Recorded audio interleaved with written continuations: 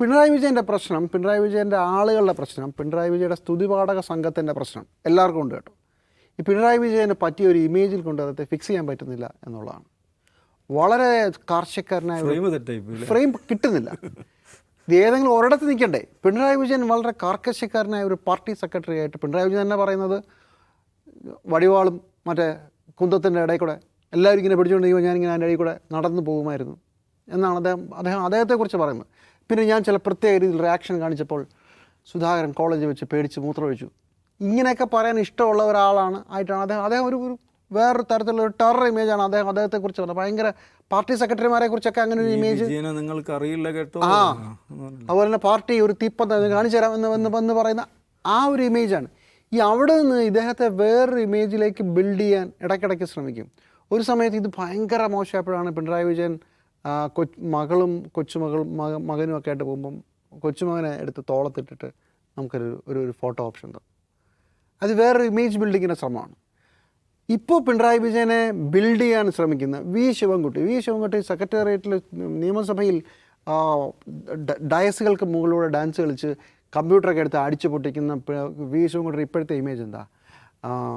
ശിവൻകുട്ടി അപ്പൂപ്പനാണ്, കുട്ടികളുടെ അപ്പൂപ്പന, അല്ല കൊച്ചുമല്ല ശാന്ത സ്വഭാവം ശിവാണ്ണൻ അപ്പൂപ്പൻ, ശിവൻകുട്ടി അപ്പൂപ്പൻ തന്നെ പുള്ളിയെ തന്നെ വിളിക്കുന്നത്. ഒരു ഇമേജ് ബിൽഡിംഗ് ആണ്. ഇതിനകത്തുണ്ടായ പ്രശ്നം പിണറായി വിജയൻ്റെ ഇമേജിൽ എവിടെയെങ്കിലും ഒരിടത്ത് നിൽക്കണ്ടേ?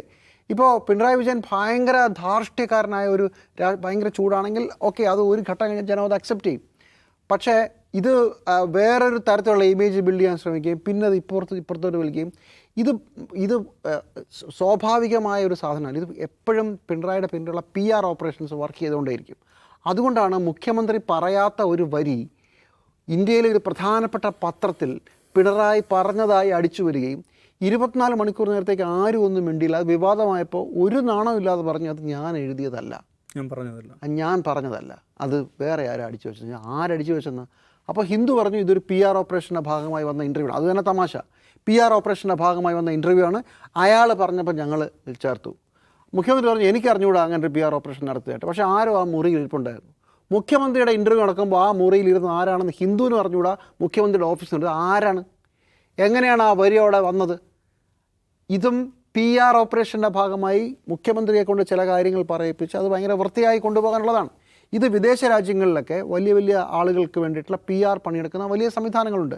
ഇവിടെയും ഉണ്ടല്ലോ. ഫേസ്ബുക്ക് മാനേജ് ചെയ്യുന്ന ആളുകൾ, വാട്സാപ്പ് മാനേജ് ചെയ്യുന്ന ആളുകൾ, വാട്സാപ്പില്ല, ഇൻസ്റ്റാഗ്രാം മാനേജ് ചെയ്യുന്ന ആളുകൾ, അങ്ങനെ ഒരുപാട് സാധനങ്ങളില്ലേ. അതുപോലെയുള്ളൊരു PR ഓപ്പറേഷൻ്റെ ഒരു സന്നിഗ്ധ ഘട്ടത്തിൽ മുഖ്യമന്ത്രിക്ക് പറ്റാത്ത ഒരു ഇമേജ് അദ്ദേഹത്തിന് എടുത്തു കൊടുത്തിട്ട് ഇത് പാളിപ്പോകുന്നതാണ്. ഇപ്പോൾ VS അച്യുതാനന്ദൻ ഇതിൻ്റെ അപ്പുറവും പറയുന്നതും ഭയങ്കര ശുണ്ഠിക്കാരനാണെന്ന് എല്ലാവർക്കും അറിയാം. അത് അക്സെപ്റ്റ് ചെയ്യപ്പെട്ടുള്ളതാണ്. That's okay. അതുകൂടെ ചേർത്താണ് VS അച്യുതാനന്ദനെ ജനം അക്സെപ്റ്റ് ചെയ്യുന്നത്. VSൻ്റെ വാർത്താ സമ്മേളനങ്ങൾ VS വളരെ റാഷായിട്ട് പെരുമാറിയത് എനിക്ക് അനുഭവമുണ്ട്. വളരെ റാഷായിട്ട് പറയും. But that is him. അതെ, അത് മാറിയിട്ടില്ല. നമ്മൾ ഗോപികൃഷ്ണൻ ഇൻ്റർവ്യൂവിൽ താങ്കളൊരു മാധ്യമ പ്രവർത്തകനെയാണ് ഭയങ്കര ഷാർപ്പായിട്ട് പറഞ്ഞു. പുള്ളി അതങ്ങനെയാണ്. പക്ഷേ ഇത് ഇടയ്ക്കിടയ്ക്ക് ഏതെങ്കിലും എനിക്ക് മുഖ്യമന്ത്രിയുടെ PR പണിക്കാരോട് പറയാനുള്ള ഏതെങ്കിലും ഒരിടത്തൊന്ന് നിൽക്ക്, ഇത് എന്താണ് ഈ സാധനമെന്ന് ഞങ്ങളൊരു ഇമേജ് ഉണ്ടാക്കി വരുമ്പോഴേക്കും I love you to the moon and back എന്ന് പറഞ്ഞിട്ട് കപ്പ് പിടിപ്പിക്കും. പിന്നെ പുള്ളി പറയും എനിക്ക് അറിയേയില്ല ആരോ ഒരു കപ്പ് ഉണ്ടെന്ന് ഞാൻ പിടിച്ചു. അപ്പോൾ എന്തായി? ഇതിലേതാ ശരിക്കുള്ള പിണറായി വിജയൻ? നമുക്കറിയില്ല. ഓക്കെ, ഇപ്പോൾ അത് കഴിഞ്ഞിട്ട് വളരെ നിറഞ്ഞൊഴുകുന്ന ഒരു പിണറായി വിജയനെ ബിൽഡ് ചെയ്യാൻ ശ്രമിക്കുക. അത് വീട്ടിൽ പറഞ്ഞുതരാമെന്ന് പറഞ്ഞു. അതിനകത്തെ വീട്ടിൽ പോയി ചോദിച്ചാൽ മതി പറയുന്നതിനകത്തൊക്കെ പ്രശ്നമുണ്ടെങ്കിലും നമ്മളൊക്കെ ദേഷ്യം വരുമ്പോൾ ഇതിൻ്റെ അപ്പുറം ഉള്ളവരൊക്കെയാണ്. അത് ഒരാളുടെ ക്യാരക്ടറിൻ്റെ ഭാഗമാണെങ്കിൽ അതാൾ അക്സെപ്റ്റ് ചെയ്യുകയും അതിൻ്റെ കൂടെ ജീവിക്കുകയുമാണ് ചെയ്യുക. ഇത് പിന്നെ പുറേ ഞങ്ങൾ പിന്നെ കടക്കപ്പുറത്ത് എന്ന് പറഞ്ഞിട്ടുണ്ട് കയറി ഓടാ മക്കളെ എന്നുള്ള പുതിയ ഇടയിൽ ആരോ എഴുതി കൊടുക്കുന്നതാണ്. ചുരുക്കത്തിൽ ഇമേജ് ഉണ്ടാക്കാൻ പോയി, ഉള്ള ഇമേജും പോയി, അവിടുന്ന് പുറപ്പെടുകയും ചെയ്തു, ഇവിടെ എത്തിയതുമില്ല.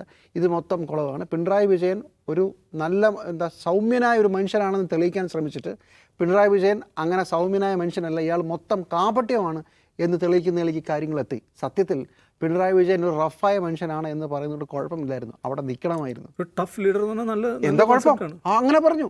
വീട്ടിൽ പോയി പറഞ്ഞാൽ മതി എന്ന് ഒരു ദേഷ്യത്തിൽ പറഞ്ഞതാണ്. അല്ലാതെ വീട്ടിൽ പോയി പറയുന്നതിൻ്റെ രാഷ്ട്രീയമോ അതൊന്നുമല്ല. ഈ പണ്ട് ഈ പുസ്തകം എനിക്ക് ഓർമ്മയില്ല, ഞാൻ നോക്കിക്കൊണ്ടിരിക്കുകയായിരുന്നു.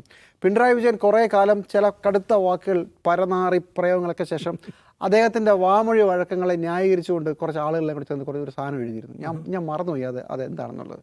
അന്ന് ന്യായീകരിച്ചുകൊണ്ട് കുറേ ആളുകൾ ഇത് വളരെ സ്വാഭാവികമായ സംഭവമാണെന്ന് പറഞ്ഞ് രംഗത്തൊന്ന് ഓർമ്മയുണ്ട്. ഇതുപോലെയാണ് മണിയാശാനെക്കുറിച്ചും മണിയാശാൻ്റെ വാമൊഴി വഴക്കം എന്ന് പറഞ്ഞിട്ട് അത് ന്യായീകരിച്ചുകൊണ്ട് ഇടതുപക്ഷത്തെ എപ്പോഴും അങ്ങനെ കാണും. പിന്നെ ജയരാജൻ്റെ ശുംഭൻ പരാമർശം, എം വി ജയരാജൻ ശുംഭൻ പരാമർശം, സത്യത്തിൽ ആ ശുംഭൻ പരാമർശത്തിൽ ഉറച്ചു നിന്നിരുന്നെങ്കിൽ എന്തൊരു മനോഹരമായിരുന്നു. എം വി ജയരാജൻ ശുംഭൻ എന്ന് വിളിച്ച ആ ഡയലോഗിൽ എന്താ കുഴപ്പം? പൊതു റോഡെന്ന് പറയുന്നത് സമരം ചെയ്യാനുള്ള വഴിയാണെന്ന് പറയുന്നതിൽ എന്താ പ്രശ്നം? എന്നിട്ട് ശുംഭൻ എന്ന് പറഞ്ഞാൽ പ്രകാശിക്കുന്നതാണെന്ന് കോടതി സമ്മതിച്ചുമില്ല, ജയിലിൽ പോവുകയും ചെയ്തു. ആ പറഞ്ഞതിൻ്റെ മെറിറ്റും പോയി. ഇതാണ് പ്രശ്നം. എവിടെങ്കിലും ഒരിടത്ത് ഉറച്ചു നിൽക്കൂ, അത്രയേ ഉള്ളൂ പറയാൻ.